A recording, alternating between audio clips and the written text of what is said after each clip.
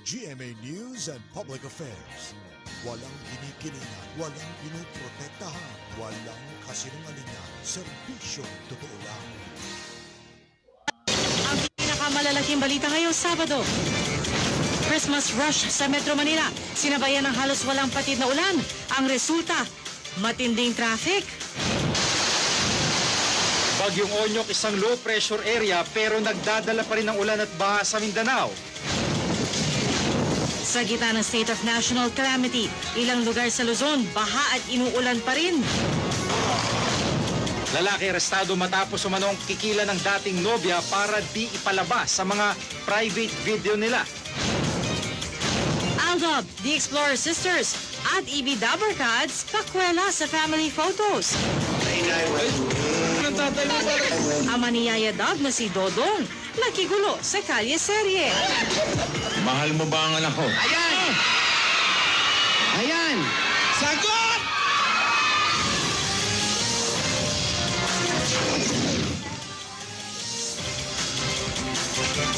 Mga kapuso, yung po nakikita ay live nakuha ng daloy ng trapiko dyan po sa may EDSA Guadalupe. At sa ngayon po, nakataas ang orange rainfall warning sa Metro Manila, Cavite, Laguna, Rizal at Northern Quezon.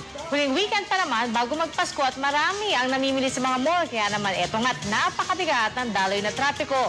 Yung pong nasa kanan, yan po ay ang papuntang Makati. Samantala yung nasa kabila naman po, yan po yung papuntang Cubao.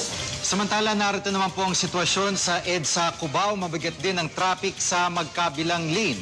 Hanggang alas 7 pa ng gabi ang orange rainfall warning, kaya maging handa sa posibleng pagbaha.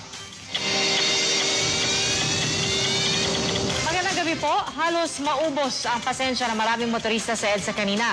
Grabe na ang traffic, umuulan pa. Sumabay rin ang dagsa ng mga mamimili ng regalo ngayong huling weekend bago magpasko. Nakatutok live si Mark Zambrano. Mark?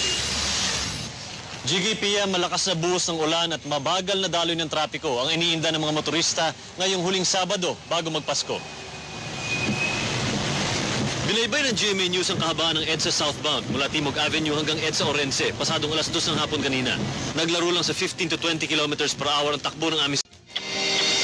Susunod! Lalaki, kinikilan umano ang nobya para hindi palabas ang kanilang private video. Family photos ng EB Dabarkads trending online. At Yaya Dab, nakilala na ang kanyang tatay Dodong, pumataw pa sa Dub Smash. Tutok lang dito sa 24 Oras Weekend. Susunod. Tatay Dodong, si Alden. Yaya Dab, ipinakilala si Alden kay Daddy Dodong sa una nilang pagkikita. Approve naman kaya? Mahal mo ba ang anak ko? Ayan! Tutukan yan dito sa 24. And that's it for Saturday Chikahan. Ako po si Nelson Canlas. Pia, Jiggy. Salamat, Nelson. At yan po ang mabalita ating tinutukan ngayong Sabado mula sa Tahanan ng Katotohanan. Ako po si Pia Arcangel.